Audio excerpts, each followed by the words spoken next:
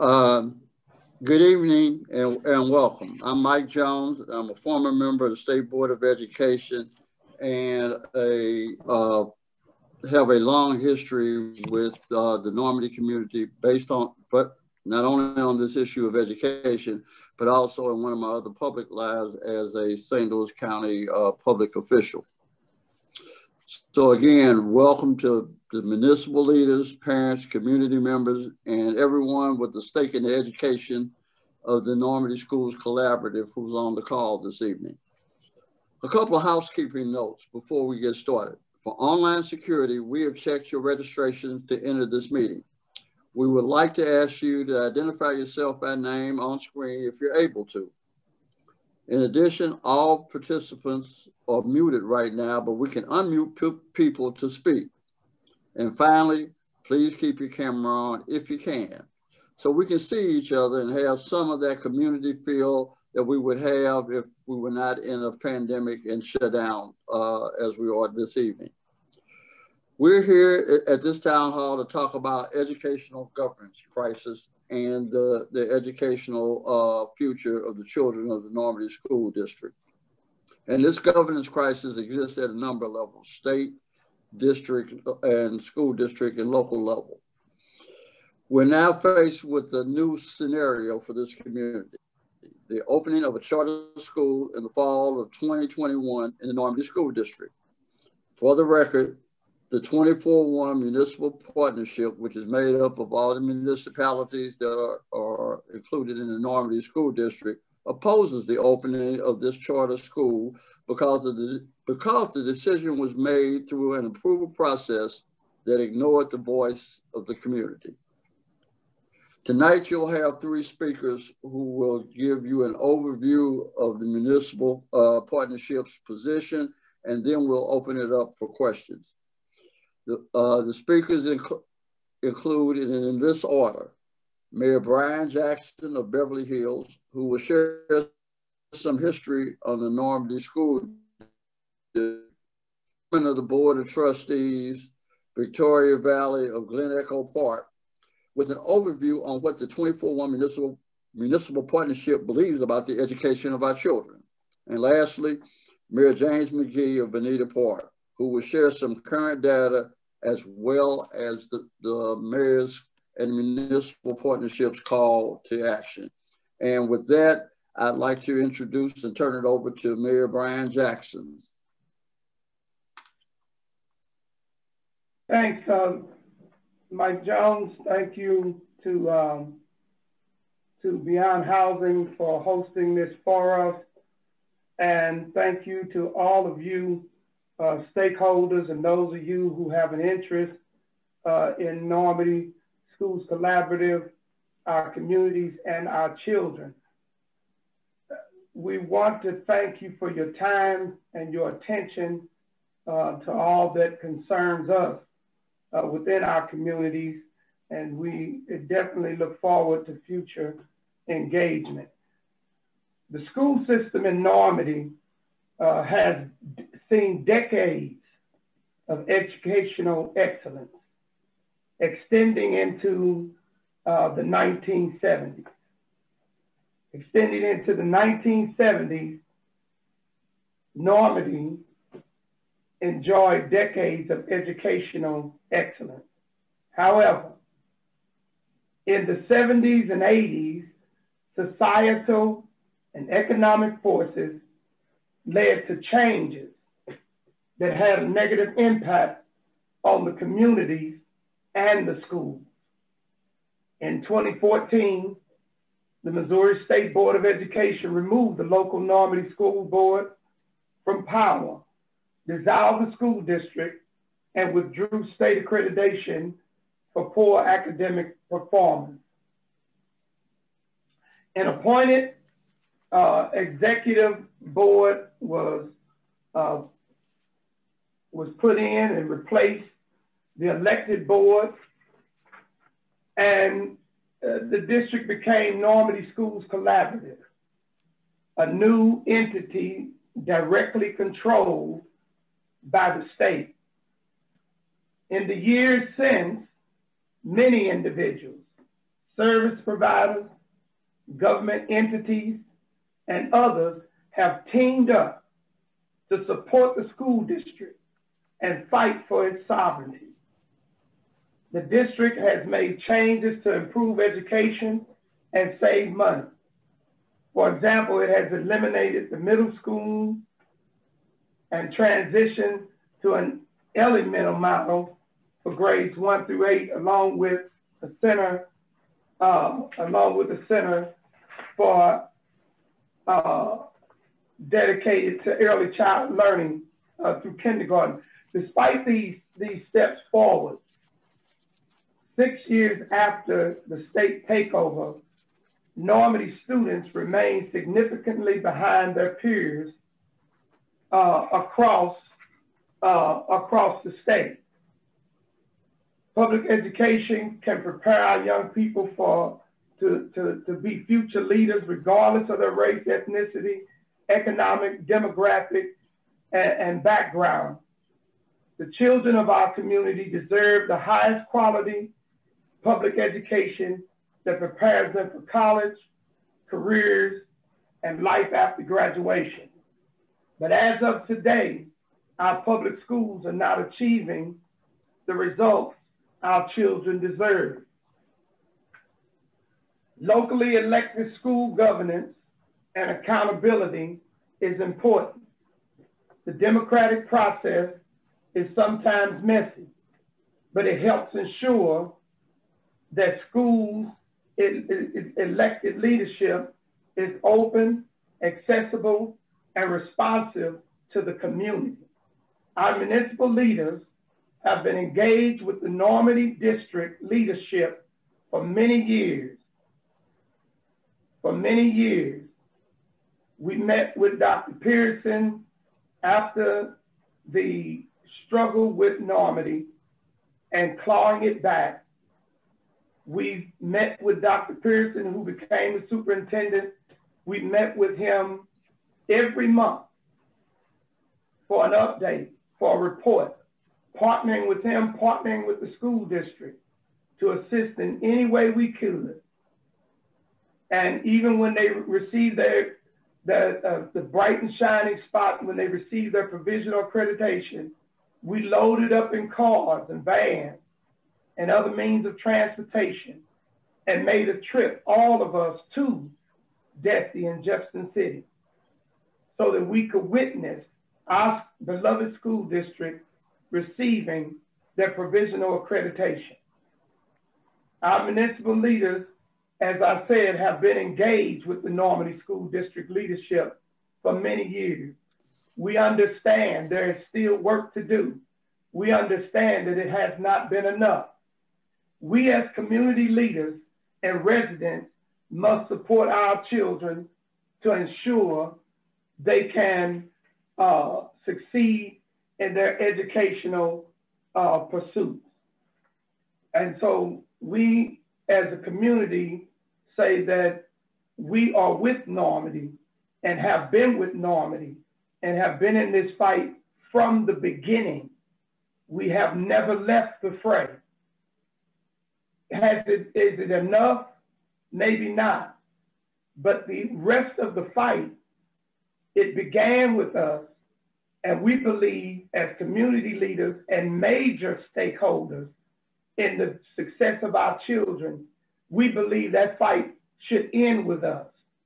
And we say to anyone who wants to be a partner with us, welcome.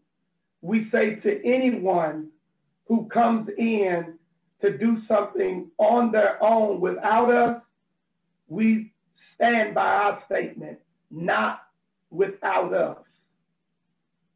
Not without us.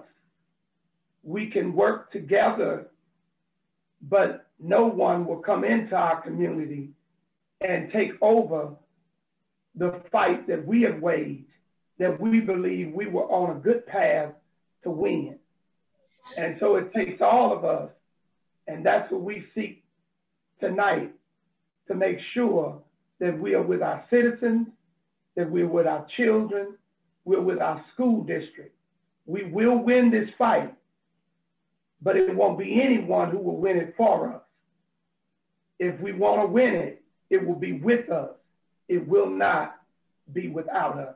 Our next speaker coming to us is Chairman Valle from Glen Echo Park, going into what we believe. Yeah, Brian's covered some of that, but one of the things I think we need to go back to is that what we're all looking for is the best possible public education that our students, that our kids deserve, to be able to get the preparation that they need to be an informed electorate. We know how important education is. It's always been the gateway, as Malcolm X said, education is the passport to the future, for tomorrow belongs to those who prepare for today. We are talking about the future of our students, the future of our communities. And our children have not been getting the very best that they deserve. When we look at this issue, a lot of it has to do with the history of what's going on economically and socially in our communities and the change in demographics. When we lost accreditation, we also lost our elected board. We believe that locally elected school governance is very, very important. Although, as we can see in this last election, the democratic process is sometimes a little messy. In the sense of a school board, a locally elected board helps to ensure that our elected leadership is open, accessible, and responsive to the community. Our municipal leaders, as Brian says, we've been engaged with the school board, with the district for some time. We have had monthly meetings with the superintendent, the prior superintendents, but that it just hasn't been enough. We have to get broader support, and that's what we're looking for, to build some understanding of what's going on and to get all of our citizens involved in this process so that they can meaningfully participate in this dialogue. What we believe is that we can have better teachers. We can attract and retain top teachers. Right now, we need teachers who understand our kids. We need people who have more classroom experience. A lot of the teachers that we have in the Normandy district don't have as much as some other districts, so that they've been teaching for less time. And while the district has been putting money into and efforts into increasing the capacity and the experience and the training of our teachers, we are losing them to other districts as they become trained, and because they pay more money. And so it's a simple matter that we have to look at all of the financing, that every penny that comes into our schools needs to be focused on increasing the opportunities for all of our students, not just a few. And we as community leaders have to support all of our kids. That we believe that our students deserve schools that can support them. One of the things about public education is it's always been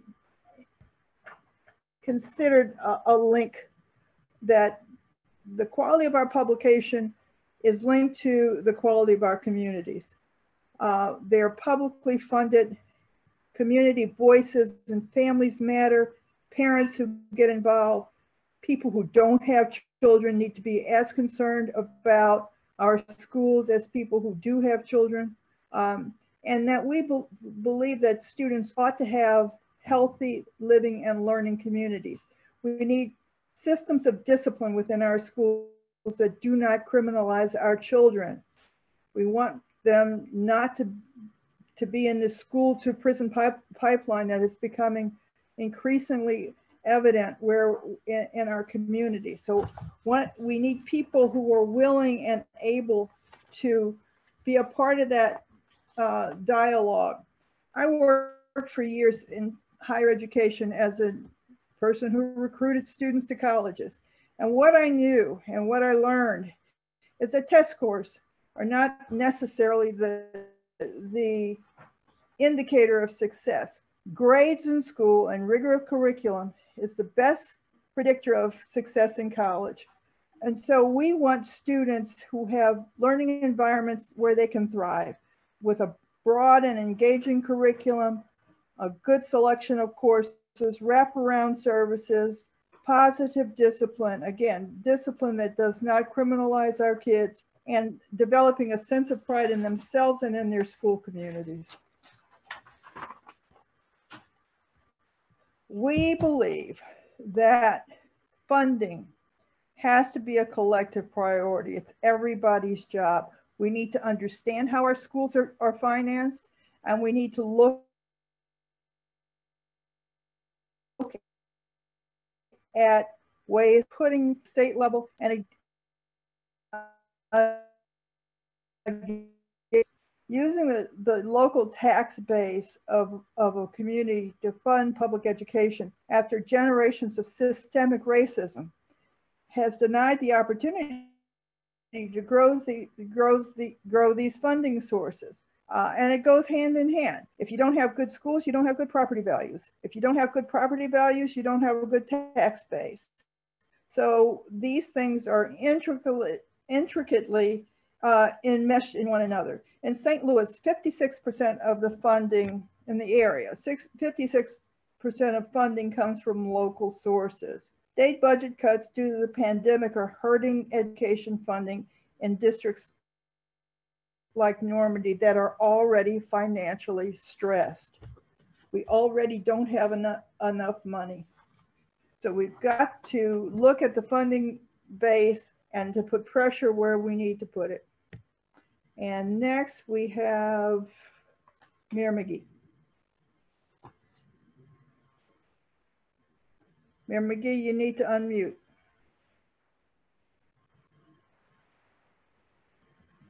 We can't hear you, Mayor McGee.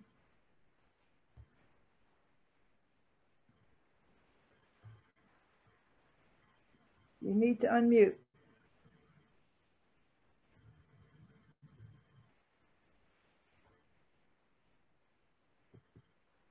Can we get the message to Mayor McGee? I've asked him to unmute. I think yeah, there he goes. He's reaching for it.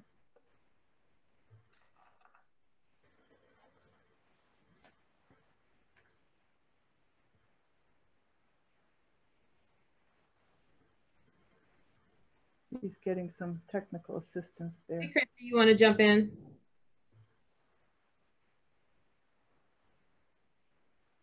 I'm going to go a little bit into. Okay. Go ahead. Our schools are failing by almost every measure. We're falling far short of state and national standards. Reading proficiency by third grade is the single most important predictor of high school graduation and career success. In Normandy, only 16% of our third graders read on grade level. Across both reading and math, the percentage of all students working on grade level is only 5%. Virtually no eighth graders are on grade level in math, compared to 29% statewide. And when students struggle, the intervention and support they receive is uncoordinated and uneven. This leaves the most vulnerable students further behind. And there's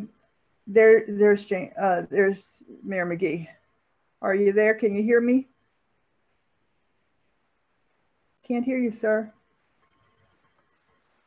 I know that from my experience in higher education, when we saw students who came in from, even though their grades might have been the same, they came in from school districts that were underfunded and did not have good resources. It made it particularly difficult for them to transition to higher education and be successful. It takes their time, their money, their energy, and leaves them broken, and we don't want that for our students. So we have to put the pressure on the school district now to make these improvements for everyone. Okay, is he ready? He seems to be unmuted. He's unmuted, but we're unable to hear him. His computer may be muted. So if you can continue until they work out that technicality, okay. Chairman. Thank you. Normandy currently spends about $13,000 per pupil. However, the budget is in a deficit. We already know that there is not enough money. If we look at the strategic plan for Normandy schools, there's an indication that in the future, just at base, we're going to need about $8 million more than we currently have budgeted. Because of the COVID-19 pandemic, many of our students are experiencing virtual learning with very, very mixed results.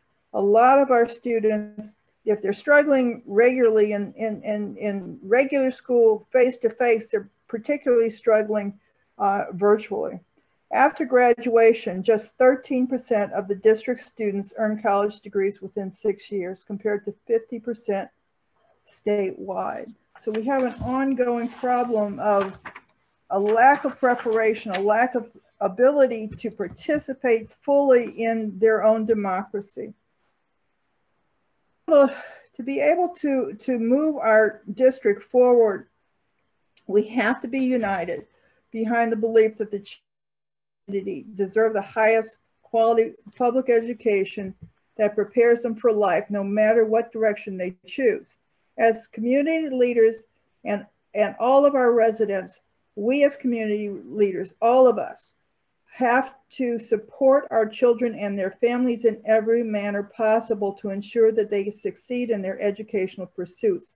We as community leaders and all of our residents have to support our schools.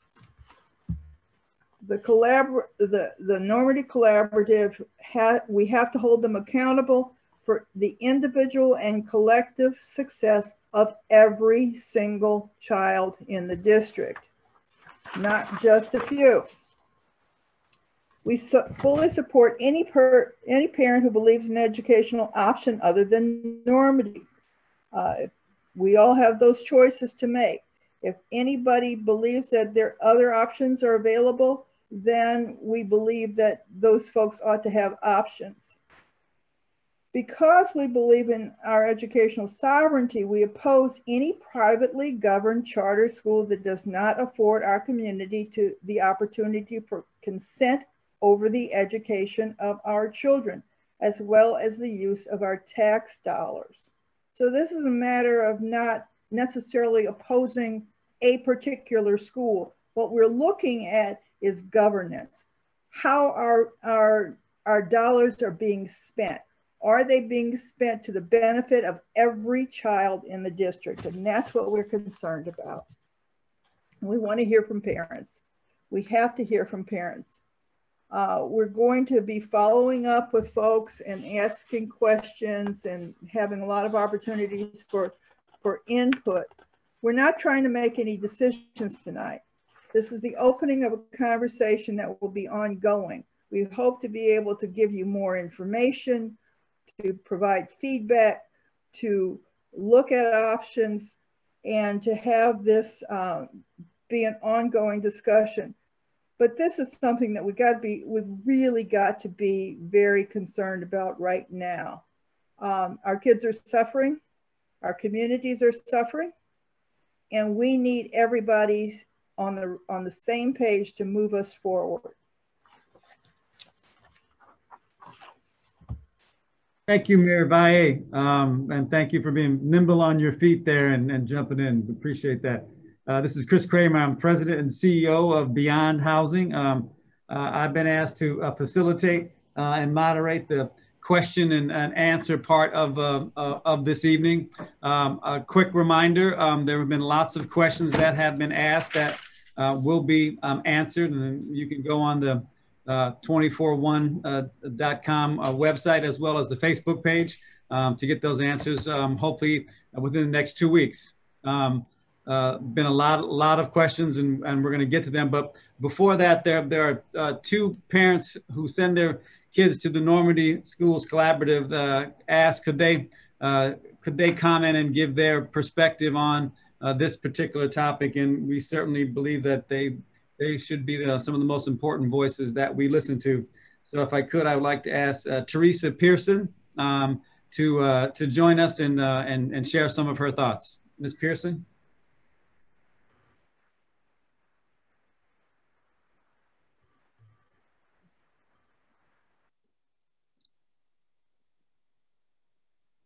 Ms. Teresa Pearson, the floor is yours if you're able to join us.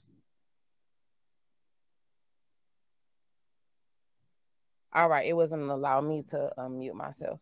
But hello, my name is Teresa Pearson. I'm a former student of the Normandy School District, a former parent of the Normandy School District. My thoughts on everything is basically, how did we get to here? Because no one knew about this whole plan. I didn't know about this whole plan until probably about Monday or Tuesday. No, there was no type of pamphlets, no type of forms, no anything sent out. And it's not okay at all. The children need support as far as active teachers, active parents, active administrators. And it's like they just pushed in the back burner. Like I was looking on the Facebook Live, and one of the teachers did say, hey, some of the students are behind, but you can't be ahead if the money is used for other things, otherwise helping the children. And I'm tongue twisted for words, because how is it that this whole plan is just going through and nobody knows about it? Nobody knows about it, especially the parents. Because like, I'm sorry, ma'am, I forgot your name, that spoke ahead of me. She said, these are our tax dollars. So I'm paying my tax dollars for something that I don't know anything about. I'm not being informed about. But if there's an election of some sort, and not the past election, but a local election, we know who the people are running, but we don't know what their purpose is. Because sometimes we don't even see these people who are running. And I feel like the kids truly are our future, and we setting them up for failure. Unless you and your home as a parent have to buckle down yourself. And it takes a village. The school is part of the village. We can't leave everything to the school. We can't leave everything to the parents, but there has to be a communication issue. And Normandy dropped the ball to me. I'm sorry, because I didn't know anything about this until about Monday. A charter school, a school with 30 kids, and it's like 3,000 students in the district. So what about the rest of the kids? Because as stated, these kids aren't on the reading level that they need to be. So thank you, Ms. Pearson. Appreciate that. Well, we also have Candace Johnson, another parent in the community. Ms. Johnson, the floor is yours if you want to share a little bit about your thoughts.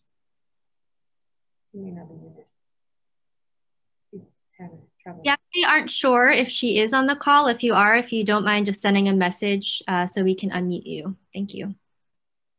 All right, let's see if we can move on. There have been a number of questions in the chat box.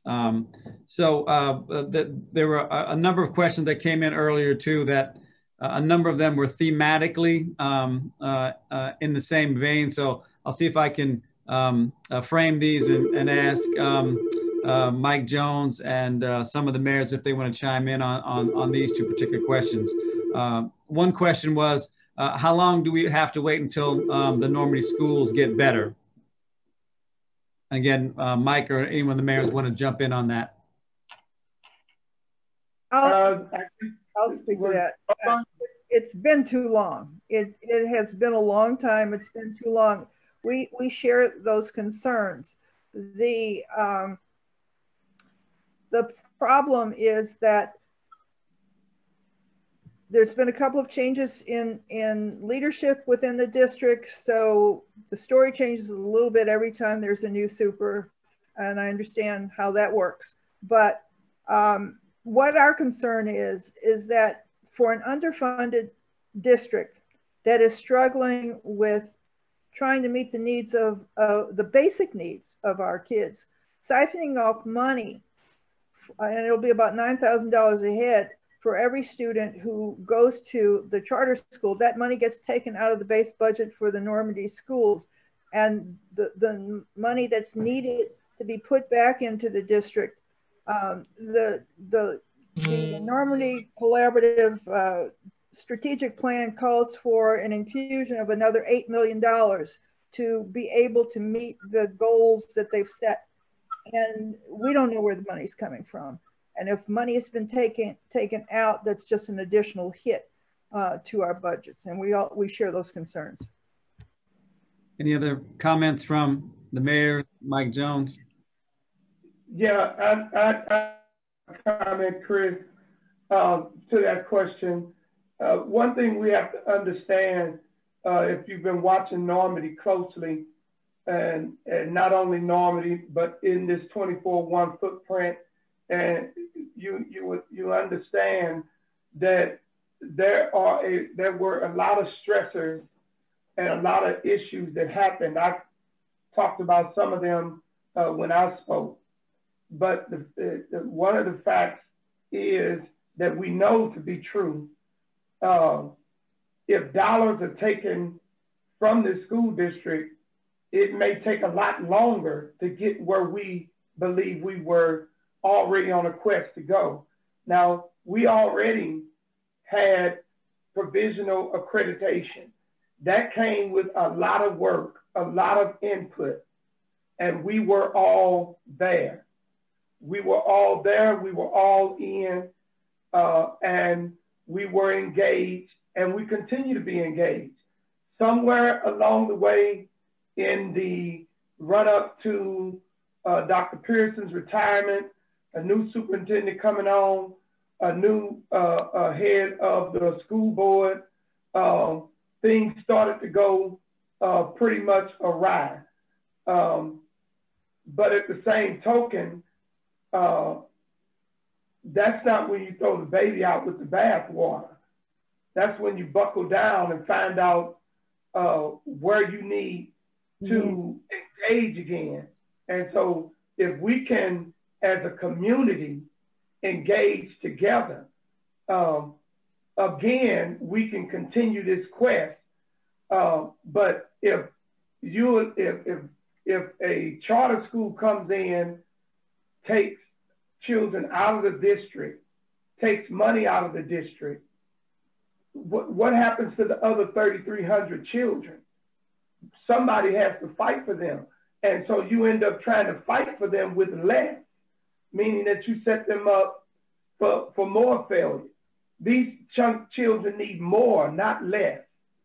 And they need people that will engage and fight for them together, not peel off a few to profit from and take them somewhere, and whether you achieve or not is in the tea leaves, because there's no other way to know that they will succeed. And so, but the whole district failed on somebody trying to run an experiment. And I'm done. Thank you, Mayor McGee, or anyone else want to comment on the question? Hey, Chris. Yes, sir. I'd like to answer the question that kind of came before that 2-3 people had, and that was why people didn't know. The way the statute is set up for charter schools, and charter schools are only legally authorized in 3 places: St. Louis, Kansas City, and any school district that happens to be provisionally accredited. And Normandy, by being provisionally accredited, is now eligible to have a charter school set up there. The school district has nothing to do with it. That somebody who wants to start a charter school can do it on their own. All they need is a sponsor. A sponsor is usually a university or some form of higher education, or it can be the Missouri Charter School Commission, which is also created by the state that is not under the jurisdiction of the State Board of Education or the Department of Elementary and Secondary Education. So it's a completely private process with absolutely no required political input. And that's the legal statute. The other thing is that the State Board of Education and the Department of Education do not have, or they don't have the discretion to approve or not approve a charter school. If a charter school proposal meets all of the application requirements, checks the boxes, so to speak, then the State Board of Education has to approve that application. And the State Board of Education has no jurisdiction over the operation of that school. Is the operation of the school, the oversight is the sponsor. And the sponsor may or may not be a public entity. A lot of it could be a private university. So at that point, you have a publicly funded entity that exists outside of any public accountability, as people come to expect it. And there's no legal requirement for them to involve the public at any point in time. Thank you guys for joining today. So we've been monitoring the comments and want to get to actual questions from residents in the community. If you aren't able to show the quorum in your chat, you will be removed. This is my only warning. We have plenty of questions that have come in through us prior to this meeting starting, and so we will be addressing those questions first. And if we have time, we will move on to the questions in the chat box. Thank you so much for your participation in time. And so we will move on to the next question.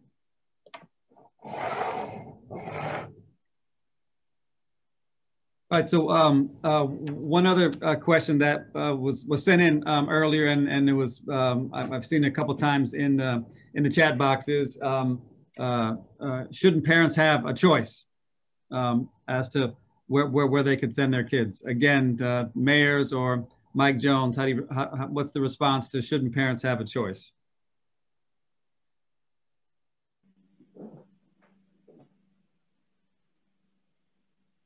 Well, Chris, I'll put my little dime in the piggy bank on this one. I believe in the footprint.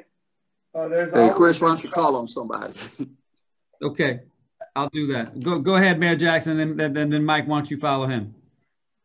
Yeah, there's always been choice in the Normandy footprint. I've been in Normandy. I've been living in Normandy for 30 years. I've been in the footprint for 33 years. I raised my children in this community. And so that you always had a choice. Because we were a Christian family, we sought religious education for our children when we first came. And so if you could afford it, and even when you couldn't afford it, the schools in the footprint always made a way for children that wanted to come there that were economically challenged. At the same token, my son graduated from Normandy, went on to one of the top Black engineering schools in the country, North Carolina A&T, graduated and is now a civil engineer. And so there's a misconception about the children from Normandy. I've coached at Normandy down through the years, track and field, basketball. I've helped out in Normandy. I saved a college tour that took children all the way out to the East Coast, to Howard University, to Bowie State, to Georgetown, to other universities on a college tour with these young people. And many of them are very intelligent and very well and very well mannered. Now, I'm saying all that to say that that having choice is important. But when you tell me that choice is what you decide it's going to be, and the choice that you give me is an unproven product, I can't agree with that. When you tell me that my choice is to experiment with my child on something that's been that you extrapolated into being able to be successful from a summer school program, or a good teacher that did good in the classroom, I can't agree with that for my child, because I'm speaking as if I'm a parent, because I am. I don't play Russian roulette with my child. So these children are in our cities before they are in the school. And so their parents do talk to us and do come to us and do expect us to step in and speak where they cannot. And so that's why we as elected leaders are here. We're speaking for those who may not have a voice in this matter. And as the one parent said, where did all this come from? I didn't even get to hear about this. Whoever or whatever group is putting this together, you ought to ask yourself the question, why would I come into somebody else's community and not even ask them if what I'm bringing is something that they want or think that they need? Why would I do that and not even ask them if that's what they want? And that's why we keep coming back to our main theme, not without us. Thank you, Mayor. Mike Jones, you want to chime in on should parents have a choice?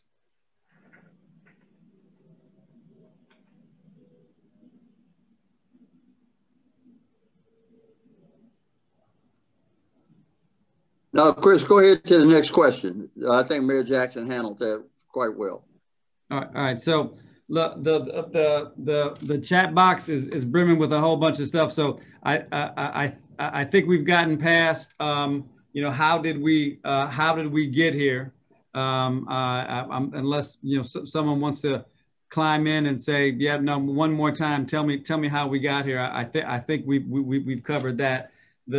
The thing we haven't talked about, and we've heard from some elected officials too, that said that they were not aware of it. What we haven't talked about is the next steps. So Mike, could you kind of explain to folks kind of what is the next steps in the process for this particular charter school?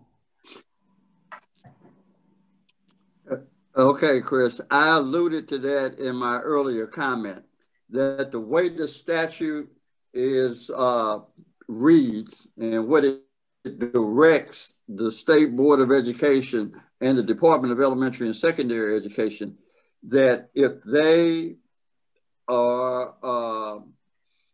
receive an application for a charter school that has met all of the legal requirements of the application, that is, they have a sponsor, they have requisite looks like financial stability and some other technical issues, then once those issues are certified, then the State Board of Education or the Department of Elementary Education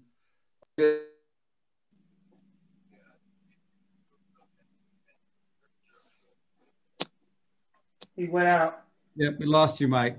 So I think where Mike was going is that the State Board of Education will accept the recommendation from the Missouri Public Charter School Commission, which has approved the charter school.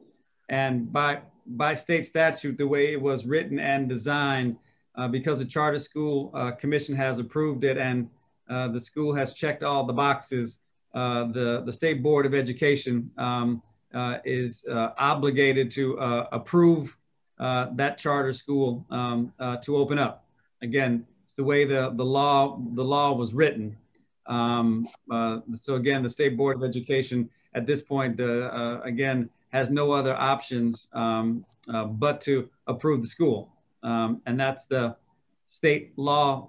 And again, we could claim some challenges with how that law is written relative to this community's voice and perspective about that. But that's the next step in this process.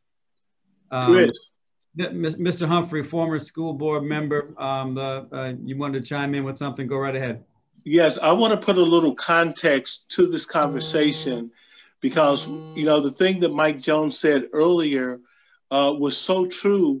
Behind the scenes, what happened, there was a very strong lobby from the Charter School Association at the state level because the original law, the way it was crafted, charter schools could only go into St. Louis City and Kansas City, which were the metropolitan areas.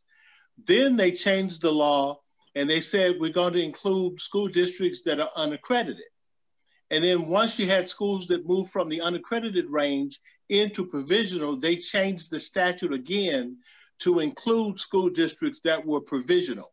When they made that change to provisional, that includes somewhere between 15 to 20, if not 25 school districts that are potentially places that charter schools can be held in. And I think that was totally intentional to broaden the base for which charter schools could operate.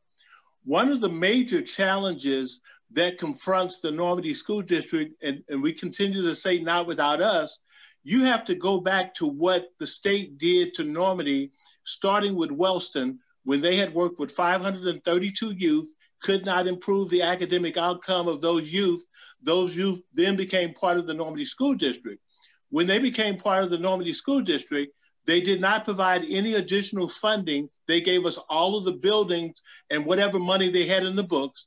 They wouldn't even provide us enough money to microfiche the academic records for Wellston to help students that made inquiries at the district. So basically with Wellston, it was a dump and run. Then you look at the transfer program, which as of right now, the district has spent between $35 and $40 million in the transfer program, and it still pays transfer monies now for students that even though the district is provisional, it stops the flow of kids out. But those children that are still in other school districts, the district is still paying additional money for them to be there. Then you get to the current superintendent, Superintendent Robinson. He has an approved board-approved strategic plan. And in this plan, it calls for $8 million for his transformational turnover. Then you look on top of that, there's a $2.6 million shortfall in revenue because of state tax dollars. And then on top of that, you add a potential charter school, which in the first year will be at least $2 million. So what we're looking at, in the St. Louis region, systemic racism is couched under what's called education by zip code. And if you live in the right zip code with the right real estate tax base, you get enough money to run your schools. But as you can see what I've laid out here, year after year after year, it's a very strategic effort to drain the resources of this school district. And so that's the not without us, because you keep bringing things to us. You're not asking us what it is we want. See, even when you look at the Normandy Schools Collaborative, when it started out as a school district, it was a very failed start because DESE took over. They started interviewing for teachers in July for an August start of school, and they had well over 40 to 50 teachers quit after the first year. Even right now, as we sit, there's 11% of the teachers sitting in the school district that the Attune report has said are ineffective in their delivery of education. And so we're asking for local control to be returned back to the school district so we have a voice over how our children are educated in this community. I'm gonna stop right there. Hey, Chris, can I add something to that? Go ahead, and then I think Joyce McGrath and Celeste McGee want to jump into. Go ahead, Mayor Jackson. Very quickly, and I'm gonna make it short because as parents start to think about what is this choice that they keep talking about coming to our community, what you have to understand, as we have studied and looked at over 120 charter schools, you have to understand many of these schools are corrupt. Many of them fail. Many of them do not do better than your public school. What they do is come and get the pick of the litter, either the best or they come and get the best of the worst and take credit for any incremental change while they funnel money out of the district. And many of them have gotten in trouble with attorney generals all over the United States, from New Jersey to Indianapolis to Texas to California to New York. They get in trouble all over. And what do when they get in trouble in one state? They leave that state, go somewhere else, put somebody up to prop up another charter school, and they stand in the background and act like the puppet master. And so their name doesn't come up. So nobody knows that these people were in trouble in a whole nother state for some very dastardly things as it relates to charter school. They found a way to easily get public tax dollars for public schools and use it to enrich themselves. And our children get very little for it. And that's why they prop up someone that looks like us, that sounds like us, but a good teacher will do, because they're in the background pulling the rest of the strings, and all the money goes to enrich them as they travel around the country and try to find other ways to enrich themselves in other Black and brown communities with these schools. And we saying, if you want to help us with our Black and brown children, we welcome you, but it won't be without us. And I'll keep going back to that. And if I could take the opportunity just to share one other thing. See, when you bring a charter school in, by the charter, they're actually coming in as an LEA, which means they're set up as their own school district within themselves. And so yeah. I know that there are members of the charter board on this call. What I am specifically asking on behalf of this community is that you resend the LEA application that you have approved and reset this conversation to have meaningful conversation with this community. Because at this point, you can see that there's clearly some concern about what you're doing. I have enough knowledge about what's happening with charter schools to know that every charter school that's approved is an untested educational experiment. It's like throwing something against the wall to see what will stick. We have to have more than that. And so I'm asking that that application be rescinded. And that was actually going to be my piece. So thank you, William Humphrey, for that. And I just wanted to say too that, and also thank you, William, for that history lesson going back all the way to the Wellston years, what we talking 10 years ago, I guess. And I believe Mike Jones was part of that. He sat on the board at that time. But I guess my real concern is, you know, their hearts may be in the right place for our children and all that, but it hasn't been proven yet. They haven't educated that one child yet. So how do we know that this works, and why you got to use us as a guinea pig? So that's where my heart is. And like Mayor Jackson, I too have produced two Black men out of Normandy School District. You know, one of them all the way to New York, to Broadway, well, back home now during the pandemic, and one is a pilot. I don't know, you know, too many pilots that have come out of Normandy. So I'm just saying that the district works, but it takes a whole lot of one of the parents said it earlier, it definitely takes the whole village to do that. But then back to your question though, too, Chris, you said something about once the charter is presented to the state board, how does that go? Right. So again, the way the state statute is written, once the Missouri Charter Public School Commission approves the application, and you know, they have met the criteria set. The Missouri State Board of Education has no statutory authority to overturn that approval process. They in essence have to rubber stamp it. That's the way the statute was. Chris, designed. Yeah, go ahead, Mike. Chris, Yeah. could I just clarify that just a minute? In this case, the Missouri Charter Commission is the sponsor. The first thing, the thing that a charter applicant must have, and Bill Humphreys is correct, they're really their own independent school district. It just happened to be a building, but it could be multiple buildings. But in this case, once they get a sponsor and they formally submit an application that answers all of the questions that need to be answered on the application, and that's verified by the staff at the Department of Elementary and Secondary Education, that completed application is then presented to the State Board of Education, and the State Board of Education must approve the application. That's the point. The State Board of Education must approve the application if the application is correctly filled out, for lack of a better way to put it.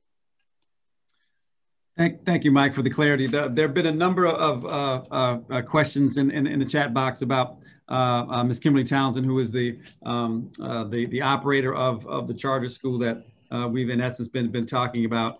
Yes, she's on the call. But what we'd like to do is, because we said that there will be a lot more conversation about this. We'd love to host another town hall, because obviously there's a lot of passion around this conversation about what's in the best interest of the children of this community. And at this next town hall, we would clearly like to have Ms. Townsend have an opportunity to talk about, you know, her school and what she's interested in doing here in the 24-1 community. In the chat box, it also said on December 14th, Ms. Townsend will present at the Normandy Schools Collaborative Board meeting. So there'll be an opportunity there as well to, again, hear from Ms. Townsend and hear about the leadership school that she is proposing for the 24-1 footprint. So there is a lot more to discuss and to talk about. We will, again, we will get a hold of everybody to let you know when the next conversation will be. This is important. This is about the children of this community. This is about the long-term success for them and for the 24-1 footprint. So Mike, if you could you wrap us up, and if folks are interested in following the 24 Municipal Government Partnerships opposition to this, is there something that they might be able to do? Yeah, Chris, thank you. And I hope you continue to move forward in this community conversation. But an important thing, while the State Board of Education does not have a choice, they do want to hear from citizens, from residents, from parents. So, and I'm gonna say, Rena, I think you have the email that they can use. So if you want to give the State Board of Education your opinion on this, you can contact, that's the name and the email. And here's what I can assure you, that all of your emails will be printed off and given to each member of the State Board of Education, so you can officially be on the record about your position as a parent, as a citizen, a member of the Normandy community on this particular issue. And that will be part of the conversation and part of the record when the State Board of Education has to take up this application.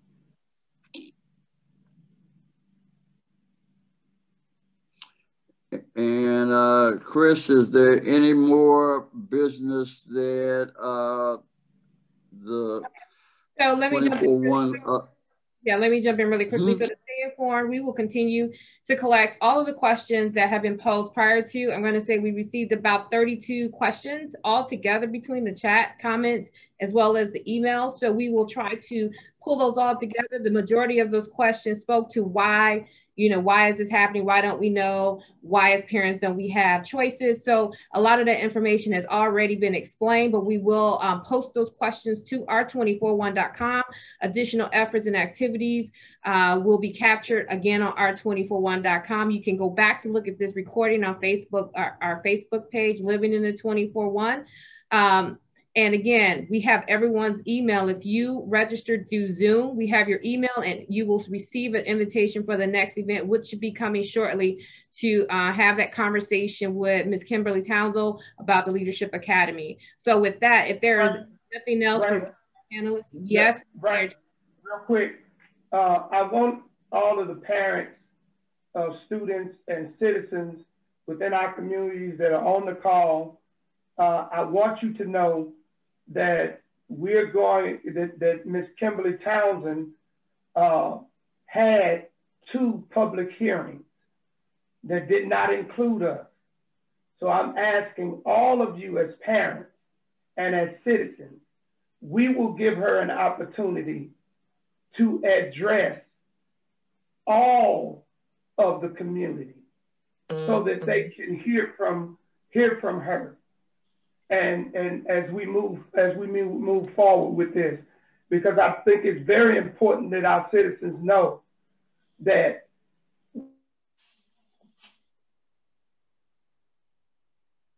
he must have dropped off. So with that, thank you guys for participating. Continue to monitor r241.com. We make a special note that the Charter School Commission members are on the call, as well as the Department of Education. DESE is also represented on the call. NSC is represented on the call. This was a public meeting. Not one person was denied entrance to this meeting. And again, if you have additional questions, you can email me directly at rspencer@beyondhousing.com. Thank you guys, and please continue to monitor 241.com for next activities and steps. Thank you. Have a good night.